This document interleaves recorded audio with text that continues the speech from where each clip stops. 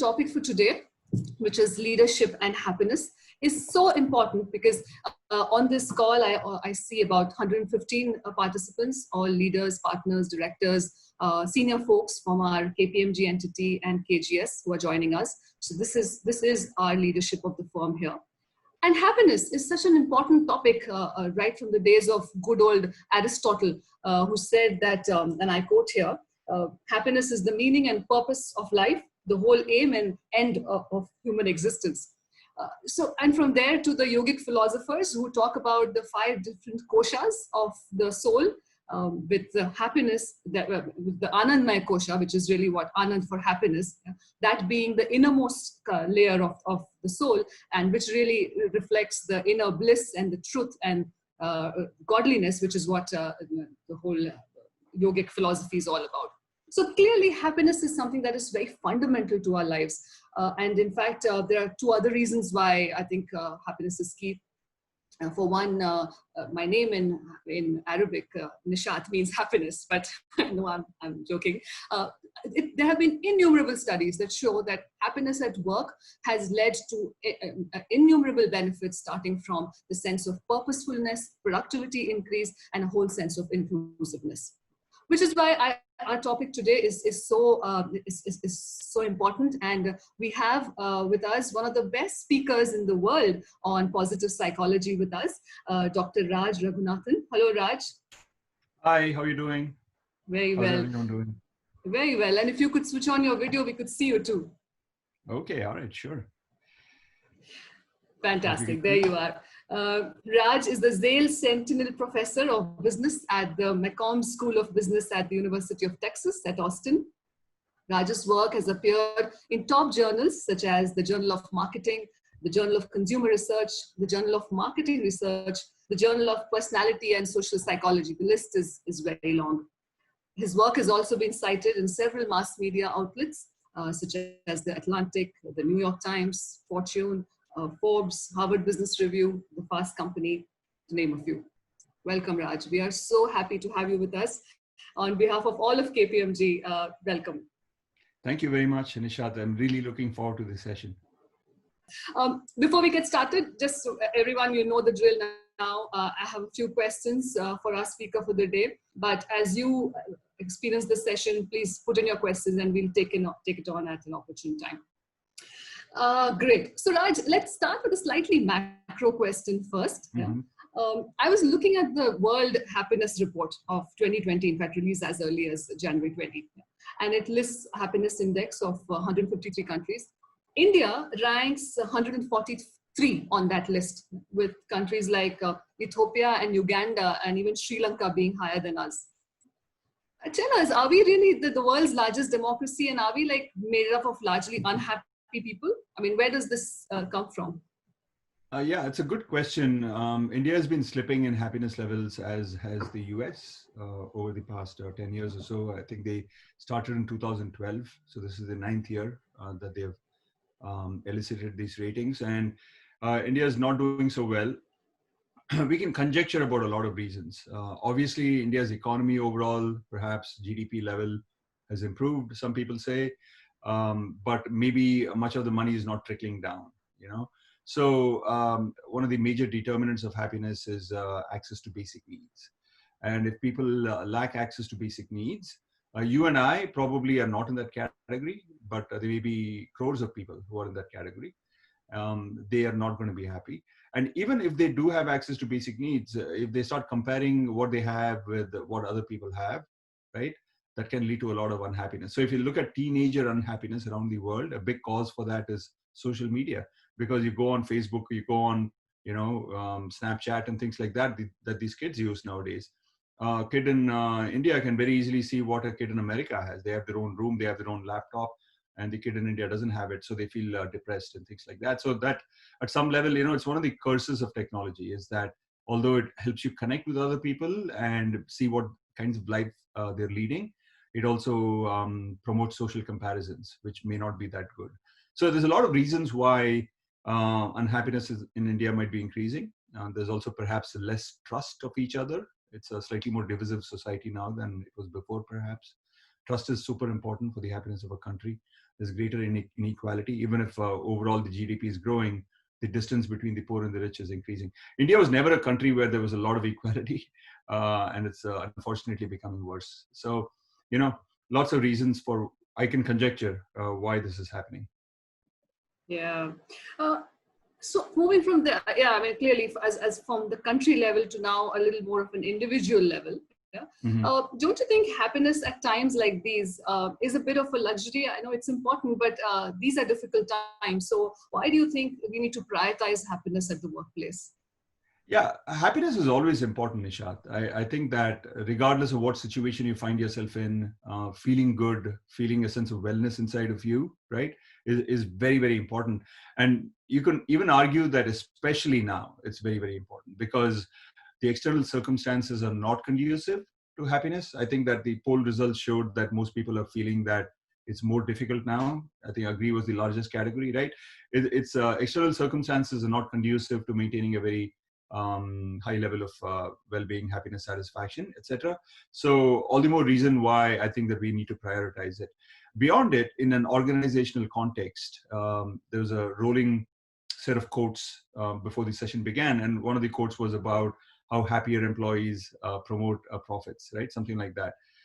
That's definitely true. So happier employees tend to be more collegial, right? So if you want them to cooperate, for example, and adopt this new technology of Zoom, and if you're a leader, let's say that you want your teams to kind of, basically roll with the punches. Okay, things are not easy, but if you want them to start working with each other, collaborating well, etc., happier employees perform better in teams. They're more willing to kind of take up challenges that have been thrown at them. Happier employees are more creative, more objective. Happier employees live longer, so they show up for work more. So lots of different reasons why happiness has always been important, even in the context of work. And now, because the external circumstances are not very conducive for being happy, I think it's all the more important. That's what I would say. Hmm. And is happiness at work the same as job satisfaction? Because that's something we do measure in our surveys. So are they the two kind of synonyms for each other? Yeah, that's a great question. In one way, they are synonyms. In another way, they aren't quite synonyms. There's actually a great TED talk by Daniel Kahneman, who wrote a book called Thinking Fast and Slow, and was a Nobel Prize winner in 2002 for economics. So he talks about two different kinds of happiness. One he refers to as experienced happiness. Okay, this you might equate to kind of pleasure, bodily sensations, and current, feelings right now. Yeah, so he talks about two kinds of happiness. One he calls experienced happiness, which is got to do with what you're feeling right now.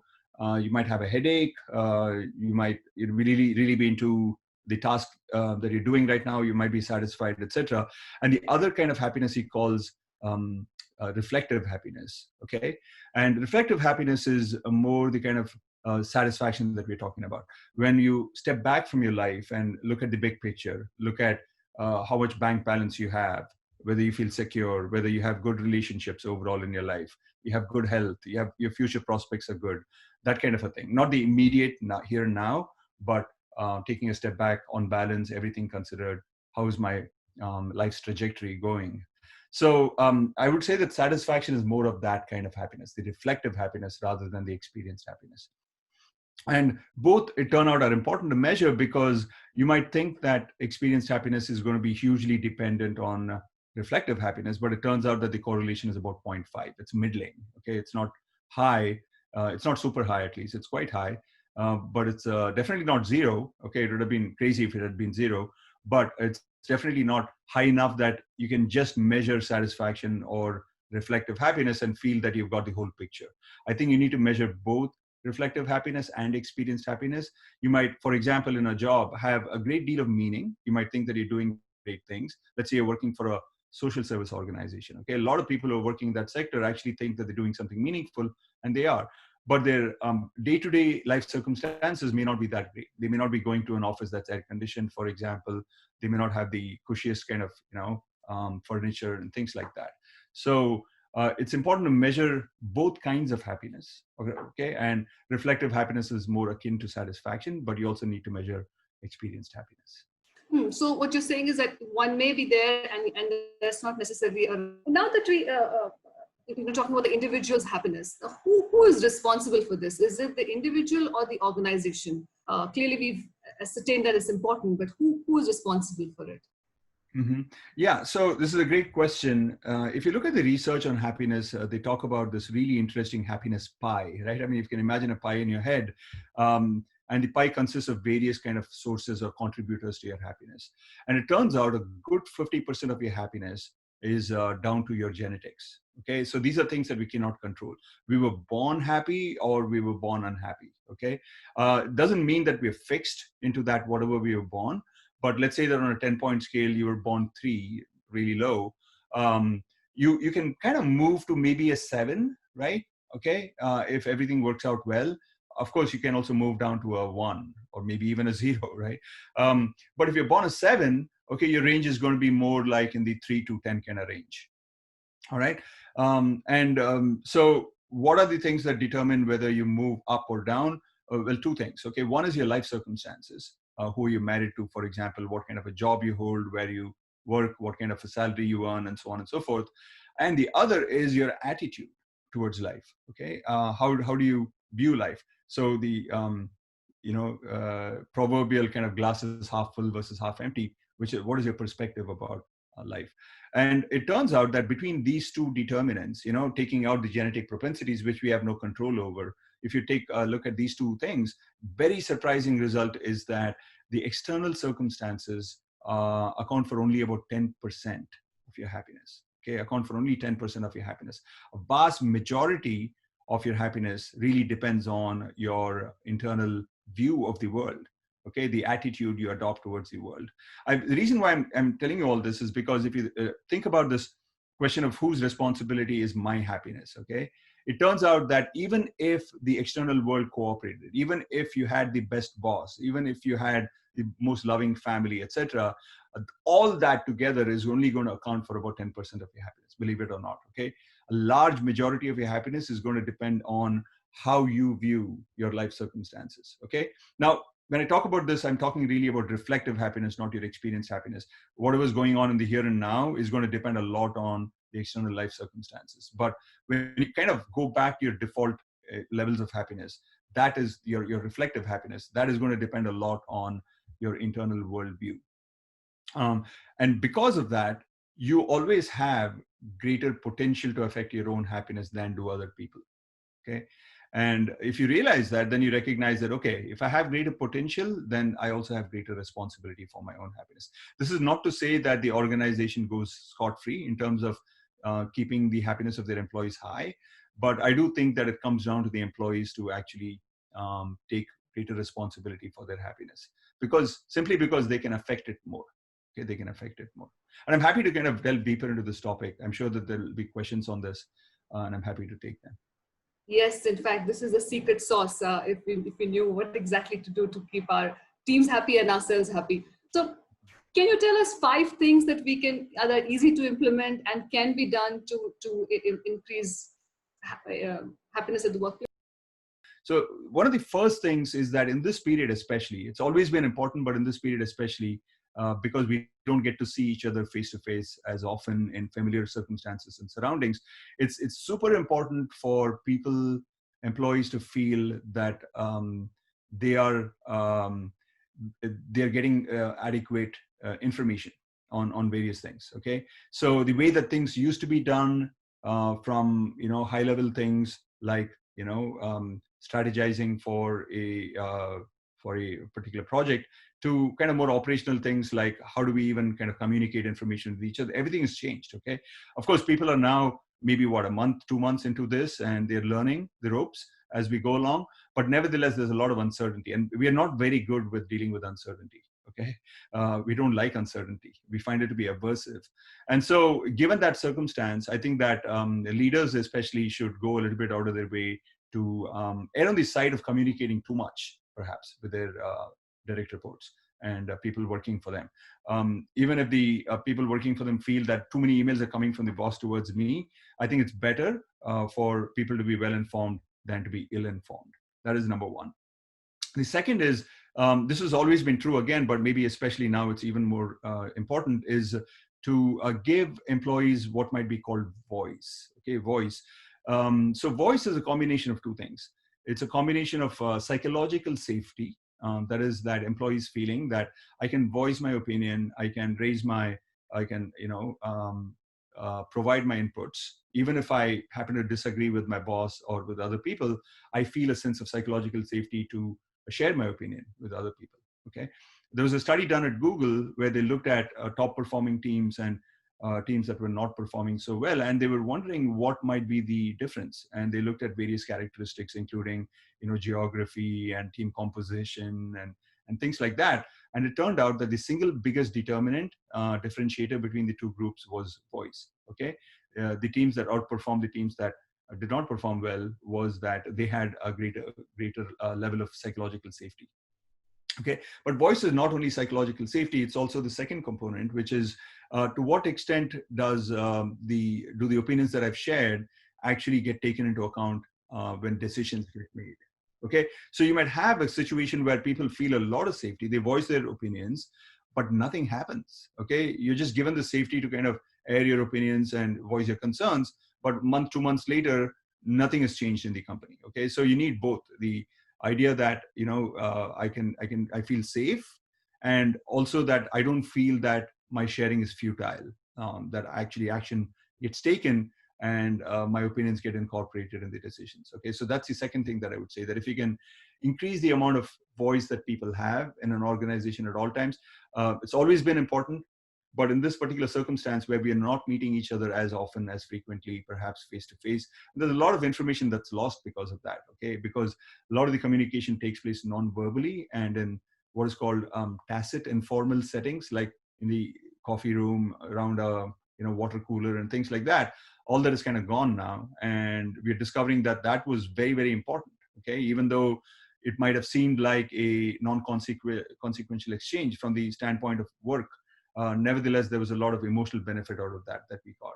Okay, so that is gone. And so because of that, I think that it's all the more important to provide people voice. That's number two. Number three, I just got a list here. So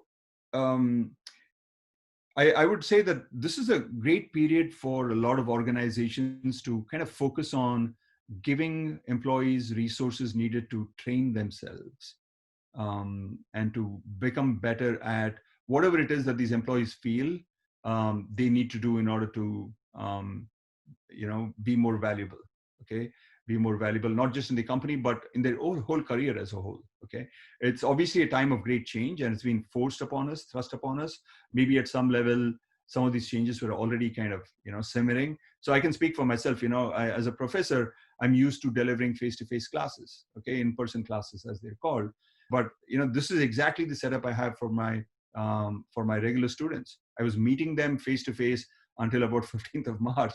And all of a sudden, within a week, we had to switch around and we had to do Zoom. Okay, it's very different. So the people who were more embracing of this technology, people who were more willing to kind of take this more like a kind of interesting, juicy challenge as opposed to a threat, obviously are thriving better, right? Are doing better. So that's the idea. So if you can give employees the freedom and resources, and it may not involve a lot of money either. If you look at a lot of online courses, for example, certification for these courses is about $30 to $50, okay, for a course.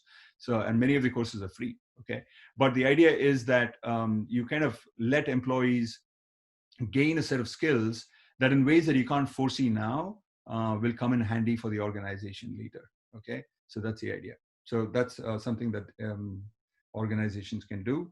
And I also touched on this a little bit, this idea that the sense of connection with each other is a little more difficult to maintain now, okay, because we're not meeting each other face to face. And so the idea would be to try and compensate for it somehow. At my organization, for example, this is very informal. This is not something that the dean or the chair has kind of enforced upon us, but they've suggested that we do this. And I personally have taken it up. I would have done it anyway, I think. But basically, about twice a week, we have these informal Zoom happy hours, we call them. Okay. So we just sit in our own corners in our houses, and we just have, a drink of our choice. And then we discuss anything that comes up, basically shoot the breeze, much like what might have happened had we met face to face, right? we'd have gone to a happy hour sometimes, maybe not quite as often as this. Okay, but we're trying to compensate for the lack of kind of everyday meetings through just quantity of meetings. And so that's what we're doing. That is another thing that I would recommend. The final thing that I would say is that the one of the quotes that came up early on is that I'm kind of reading it here. 36% of the employees would give up $5,000 to be happier. 36% of the employees would give up $5,000 to be happier. That is some based off of I imagine a survey that was done in the US, but maybe the numbers in India would be a little bit different. Maybe people wouldn't be willing to give up as much as 5K. I'm not sure, but the idea is that happiness is very, very important to people. And the more you can kind of prioritize that in your messaging to the organization's employees, maybe a lot of them are feeling a sense of job insecurity. And even if the truth is that, these jobs are insecure right now, one doesn't know the future, just, communicating that to people and communicating what steps the leadership is taking in order to protect people's jobs, I think would go a long way in reassuring people and making them feel a sense of calmness inside of them. So those are 5 things that I would suggest on the manager's side. I don't know if you have any thoughts, questions, comments before I move on to what you can do for yourself. There are many questions coming in. In fact, the chat box the Q&A box is just filling up. But why don't you finish with what team members can do, and then we'll come to it. Okay, all right, yeah. So I did a recent poll and asked them overall, is this more stressful, less stressful? And a good 70% said it's more stressful, very much aligned with what we found in your poll too. Maybe the numbers were even higher. Then I kind of dug deeper into it and I asked them, okay, what are the causes of your stress right now? Okay. And the top 3 causes were feeling overburdened, okay, because you're kind of like juggling many balls now. You're having to play the role of a parent 24/7, especially with no domestic help in India. I think that was a big thing that we all leaned on when, in India, when I grew up in India, right? So that is one, feeling overburdened and stretched. Okay, you're trying to kind of juggle many balls, and while you're having a meeting, your child comes screaming in, asking for something, and you have to interrupt and go. Many of us are facing that. The second is not feeling productive. Okay, not feeling productive, and this could be due to many reasons, including the one that I just mentioned, which is feeling overburdened, but also got to do with kind of not having markers in the day that separate the context from work context to personal context. Right? We go to the office, it's a different environment, and we are used to doing work there. And we come home, it's a different environment. We switch off from work, but now we are having to work from home, and that is one cause of it. And the other cause might be that we're just a little less disciplined. We don't have to kind of prepare for the day with tight kind of unambiguous starting and ending points, etc. And the third reason is some people are also feeling kind of lonely and isolated. Okay, so these were the top 3 reasons, and I have obviously different kinds of recommendations for each. For the first category, feeling overburdened, there's a couple of things here that I think are very important. One is that even extroverts need some alone time. Even extroverts need some alone time. Introverts obviously do, but even extroverts do. And when you're inside a home, you're cooped up inside, and there's family and everybody running around, and especially for people who are in kind of smaller homes with larger families, I think this might be a big issue, that they didn't realize the extent to which they needed that alone time in order to kind of emotionally recharge. Okay, so my big advice there would be to go on a walk, just spend some alone time together, or just negotiate it with your family that, okay, 2-3 hours, everybody gets it alone time. Let's not get into each other's space. Okay, that is one, if that'll help. The second thing is, what we've done in our home is, obviously here too, we have the situation and kids are home 24/7. And not just that, we have an international student visiting us for a whole year. Okay, so we have like 3 kids and everybody needs to eat 3 times a day and so on. So what we've done is that we've actually made it a little bit of an interesting challenge for the kids, that they have to come up with meals themselves. Okay, only 2 times a week. Okay, 2 meals a week. But nevertheless, it gets them interested, and it kind of gives us a little bit of a breather. Okay, and we've also got a big board in our dining room where we have divided the days up and into different time slots for the next week. And so there are 2-3 hour windows where anybody can propose an activity for the whole family to do.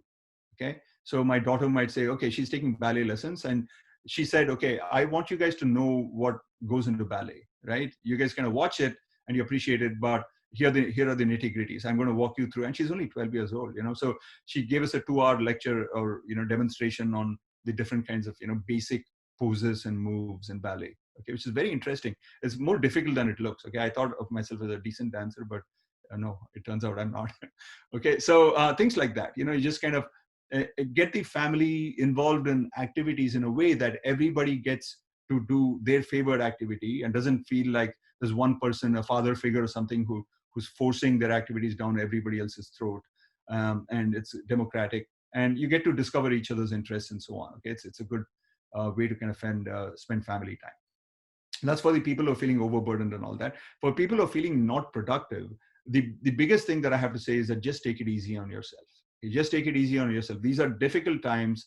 These are not usual times. You can't aspire to hold yourself to the same lofty standards of productivity that you used to when things were normal, right? I mean, you got used to that. That was like, in that situation is when you were most productive. And now there's been a dilution of resources. Okay, there's been a dilution of lots of things that help you be more productive. And this is not the time to beat yourself up. Okay, and to engage in a lot of social comparisons and things like that. This will pass, and you'll get back to a new normal, perhaps, and you'll figure out how to kind of be more productive in that new normal. In the meanwhile, I think what the doctor would call in is being self-compassionate. I don't know if you guys have heard that term, but being self-compassionate means that being kind and compassionate to yourself, just like you would be to somebody that you truly deeply care about, right? Let's say that somebody's going through a health problem and you truly deeply care about them. How would you be with them? Okay, so that's what is called for right now. So be self-compassionate. For the people who are feeling so lonely, isolated, I talk about the Zoom happy hour. It's very, very important to not just hear somebody's voice or get their messages and texts on WhatsApp and things like that, but to actually see them. Very, very important. And so if you can kind of set up these Zoom calls, you might think that, that's not the same thing as meeting face to face. That's true. Okay. But it's definitely better than only talking to them or only reading their messages. So carve out some time for those face to face meetings via the virtual kind of online technology with people that you feel really close to. Okay, that's one. So I have a few more here. It's obviously very, very important to be disciplined in this situation, because it's very amorphous. It's not a big deal for us professors because we are self-motivated anyway. We don't have any people to report to, really. We don't have anybody under us. So we always had to deal with when do we kind of work and when not. The biggest kind of suggestion I have here is to treat this every day as if you were going into the office to work. Whatever time you used to begin work in the office, whatever time you used to end, okay, treat that as the same thing. Okay, so you start to work at, let's say, 10 a.m. and you finish up work at 7 p.m. with all those breaks that you used to have in the office. Now, maybe some of those breaks can be combined together to make a longer break or whatever. But the idea is that don't fritter that time away doing things that are just going to give you a bit of a dopamine rush, okay, but are not going to be useful in the long run. Watching Netflix, binge watching Netflix, or browsing the internet, or doing those kinds of things. Rather, treat that time as inviolable. You can give yourself more time in the evening. We don't commute as much anymore, right? Which has been a big plus for many people. So you can kind of take that time for your doing all those things that give you pleasure, okay? But treat the time that you used to go to work as inviolable and as being dedicated. You earmark it for work, okay? That will make you also feel better about not being productive. I think one of the reasons for the lack of productivity is this, a lack of discipline. Okay. Very, very important to lead a healthy lifestyle. I think that a lot of us are walking less because of this. I don't know if that's true in India as well, but definitely here in the US. Already we weren't walking as much, but even the walk from the garage to the classroom and back is not happening as much anymore. Okay, so do maintain your healthy lifestyle, which means at least 40 minutes of some kind of brisk exercise every day, and then eating healthy, good home cooked meals that are not too much fat and too much fried stuff, and sleep well. That is one thing that I think that is easier to do now, is that you can get a good 7 hours of sleep. It turns out that 7 hours are very, very important.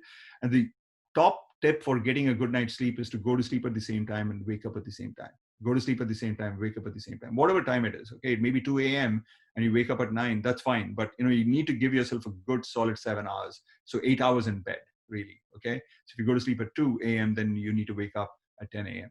It's very important to get those 7 hours. Okay, without it, lots of imbalances that happen inside our brain. Our brain doesn't get the toxins flushed out and so on. Okay, so it'll increase your blood pressure. Lots of negative effects come from not sleeping well. Okay, so that's the third. I already talked about connecting with people. And the last thing that I'll talk about is learning new skills. Okay, we all wanted to do certain things, right? When we were kind of in the old normal, and we felt that there's not enough time.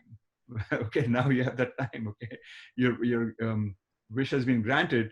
If you want to play, learn to play a new board game, chess. If you want to read books, you want to take online courses on a variety of topics, what have you. It's just world is opened up. Okay, through the internet for all these hobbies. So just do it. Okay. So again, carve out maybe an hour every day, and you'll start making really great progress towards it. And it's going to make you feel good, because hobbies are so important for us to experience these so-called flow states where we lose track of time and get totally absorbed in them. And that's very, very important for your sense of sanity and meaning in life. Okay, so those are my tips. I hope you found them very useful.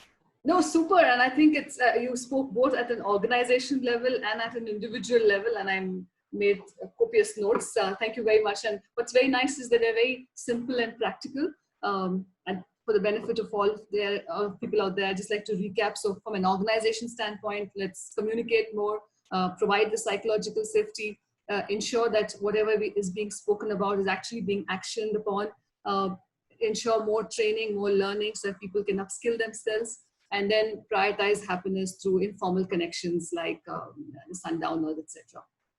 And for individuals, spend some alone time, do your own thing, like have some creativity with your family, take it easy. I love that. And lead a healthy lifestyle, eat the right kind of food, sleep on time, and spend some time with self-compassion.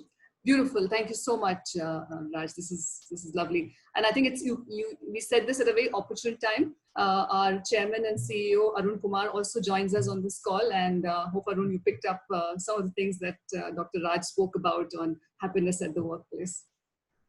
Lots of questions coming in, so I'm just going to be asking them. Anyone, if you would like to unmute yourself and ask a question, just raise your hand, and someone from the team will do that. Very happy to hear your voices too. But in the meantime, I'm going to get started with the questions that are already here. Sure. So Raj, there's a question from R. Thakur. He says, basic needs for farmers in village is different from basic needs of middle-class urban jungle. Thus, how is it adjusted for measuring happiness? Yeah, so look, there may be a little bit of difference in what people consider basic in one context versus the other, but the idea of basic needs is that everybody needs them. Okay, everybody needs them, regardless of where you are. Okay, so usually people think about 5 or 6 things as being basic needs. One of those is food, right? Obviously, nobody's going to argue with that. Food, by food, I mean water, clothing, water and air and things like that too. Okay. Then the second thing is medical attention. All right. I don't think anyone's going to argue that that's not basic. The third thing is some basic mode of transportation. Okay, even if you don't have your own car, which is air conditioned and stuff, you might think it's basic if you have it for a long time, but you can definitely kind of, survive. Basically, that's what you're talking about. Survive even without access to that. And so long as you have some level of transportation, if you want to get medical attention, for example. Okay. So some level of access to transportation. And some people kind of include a couple of other things on top of it. I didn't include housing, by the way. I mean, that's obviously basic. They also include access to some kind of education, okay, as being basic. And you can kind of argue about it, whether that's truly basic or not. But those are what I'm talking about. And maybe, yeah, I mean, for some people, maybe they're used to eating fancier meals and they can't really stomach eating something that's just plain rice with yogurt or something like that. But, you give them a couple of weeks of that and then they'll start kind of appreciating that too. Okay, that's what I mean. So at some level, basic is going to be more or less the same across all people, right? So so that's what we mean by basic. What's the second question? Yes. Isn't being happy, Mitul Shah is asking this, isn't being happy a thing of the moment? So one moment you're happy, the very next moment you hear bad news and the happiness goes down. Then how are these country happiness indexes measured? So let's talk Yeah, about it. so that is definitely true for experience happiness. And I don't know if this person who's asking the question was there from the beginning. At the beginning, I talked a little bit about the difference between experienced and reflective happiness. And experience happiness does have its ebb and flow. And some moments you're happy, other moments you're not.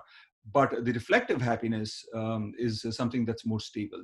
And you can also get your experience happiness to be relatively stable if you do a few practices. I didn't really talk about mindfulness or meditation as a practice or prayer, right? This idea of kind of surrendering to a higher force. It turns out that religious people or spiritual people are happier, okay, providing you believe in a loving God rather than an angry God. But so, there's many strategies for upping your happiness levels, even the experienced happiness levels, so that you're not as susceptible to the, forces of the external forces, okay, bad news and things like that. So it's a long topic again, but the short answer to that is that you can maintain a pretty high level of stable happiness, um, despite the fact that there are forces that you don't control. All right, and that has to do with the internal tuning of your mindset. I talked about this at the beginning. You see the glass is half empty or half full.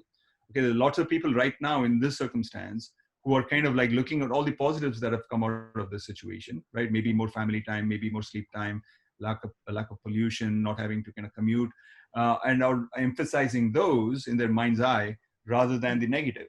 Okay, and guess what? That's going to make them happier. Okay, whatever you entertain between your 2 years is what is going to affect your emotionality. And so, while it is true that your happiness to some extent depends on the ebb and flow of things, you have a lot of control over how you interpret things, and therefore how you end up feeling emotionally. Thank you. This is a rather bizarre question, but maybe it makes more sense to you. Is happiness more chemistry or biology? I don't know if there's a difference between chemistry and biology. Okay, so at the end of the day, what we call happiness, which is a subjective psychological state, right, is determined by certain neurotransmitters and hormones, including serotonin and dopamine and endorphins and cortisol, which is a stress hormone. So the higher the positive hormones, the happier you're going to report feeling, and the lower, if I take a blood sample from you, I can easily kind of guess. Okay, I can tell you how happy you're going to report because I can see the levels of these neurotransmitters, and at that level, it is biology or chemistry. Which is why the question is that what affects those hormones. Okay, so how can I get more of those positive hormones and less of the negative ones? And that's where your habits, your lifestyle, your attitude towards life starts mattering a lot. The more positive those things are, the more you're going to have those positive things floating around in your bloodstream. And the more negative they are, the more negative things that are going to float around. And so the idea is to eventually get to a point where you have more of those positive things happening in terms of your chemistry or biology. And the way to kind of control it from our side is through our actions and our worldviews. So that is something that we can control so that we end up feeling psychologically happier on a more sustainable basis. Yeah, so there was a very logical answer to that, Karan. I hope you got that. We now move from personal happiness to more organization happiness, and I'm going to keep the questions in that sphere for now. Yeah.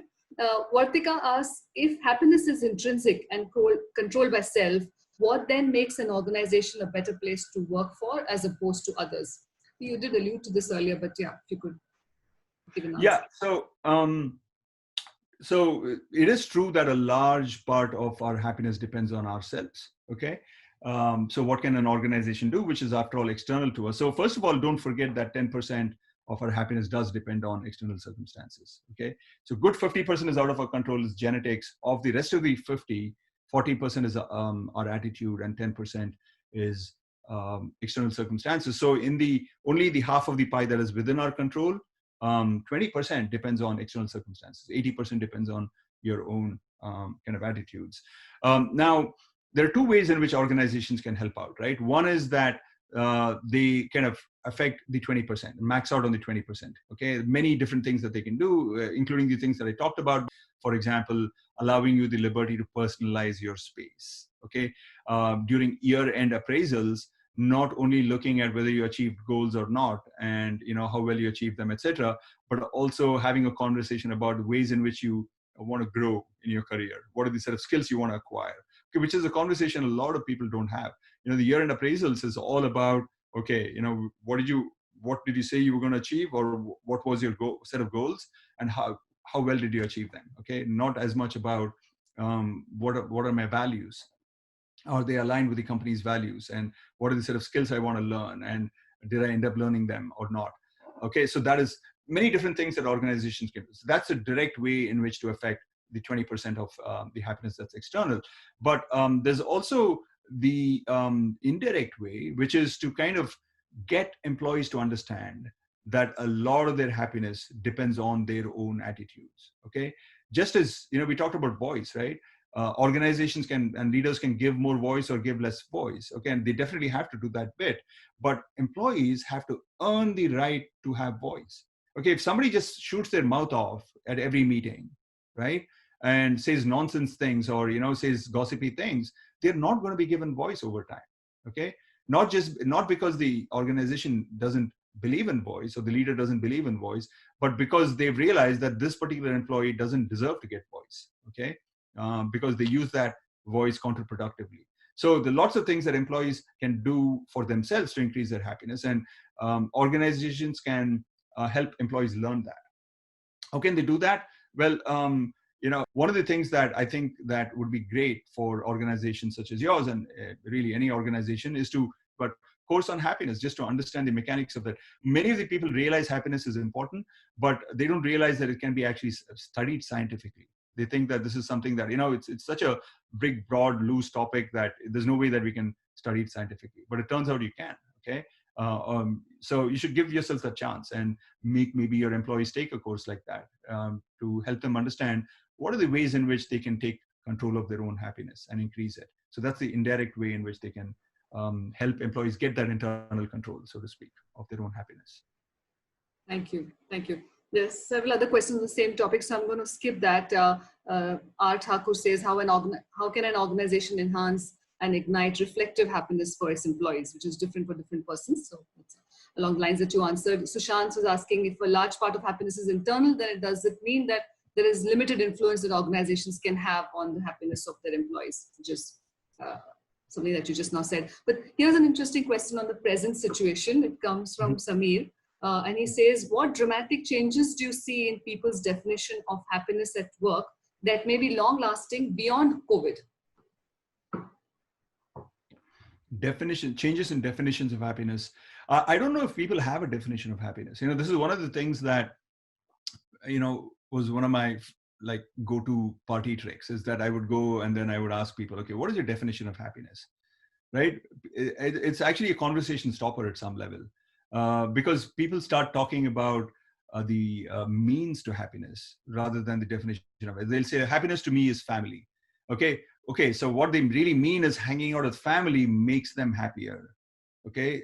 It can't literally be true that family is happiness, right? Family is family. Family is not happiness. But it's maybe a means to happiness. Happiness for me is eating dosa. Okay. Dosa is a means to happiness. It's not happiness itself. Happiness is a psychological state.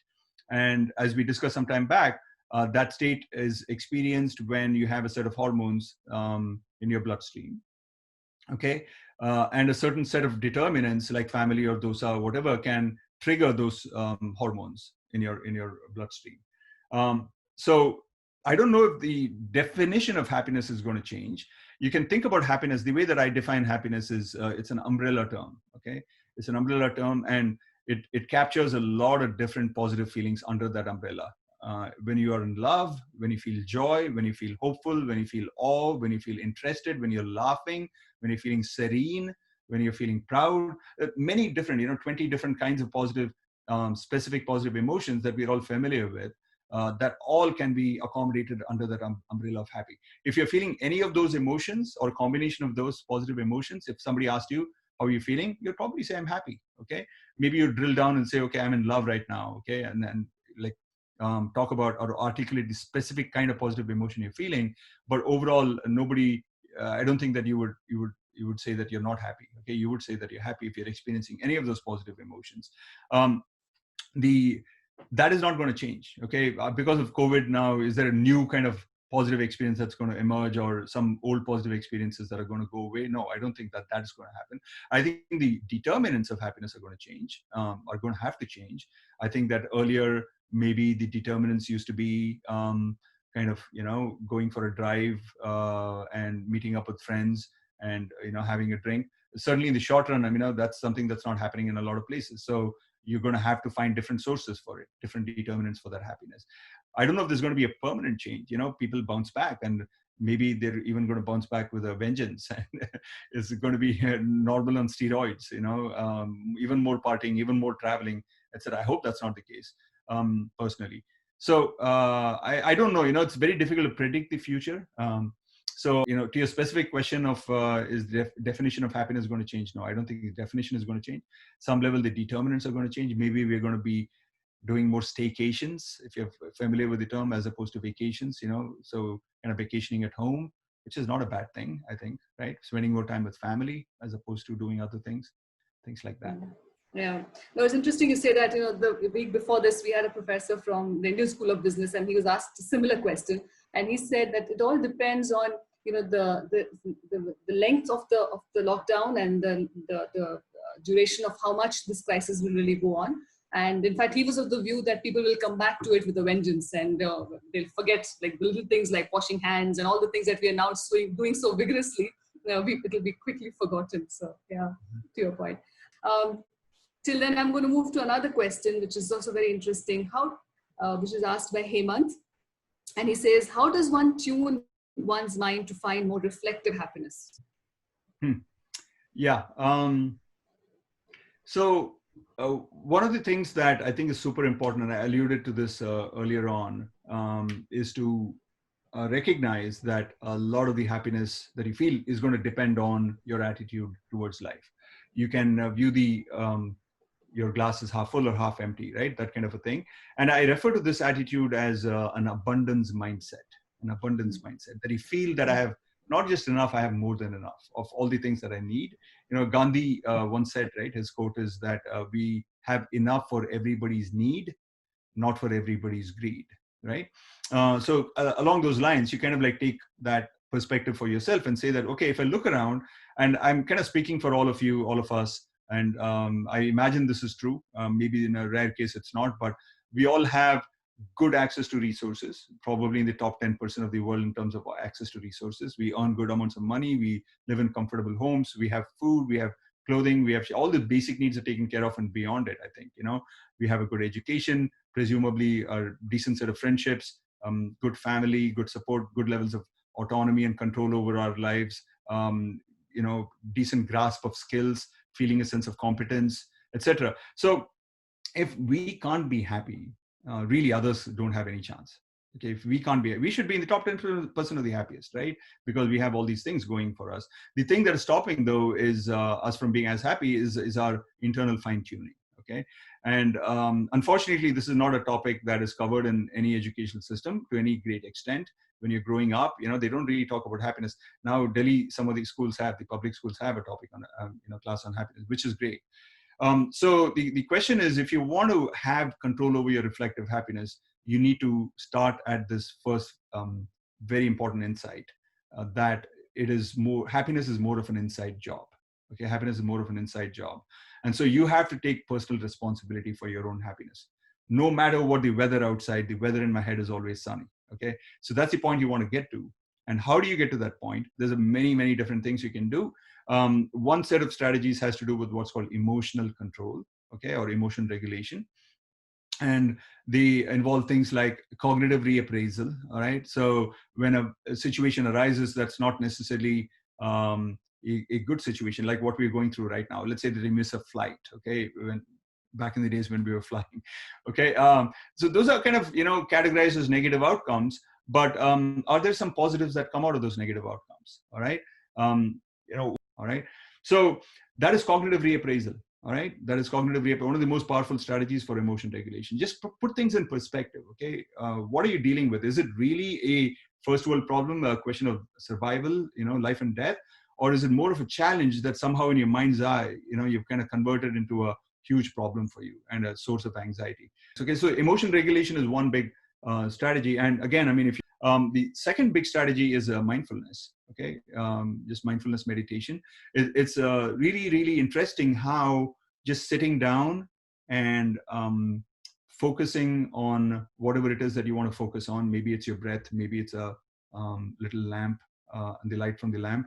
It doesn't matter what you focus on, but focusing on things that you choose to focus on without judging it.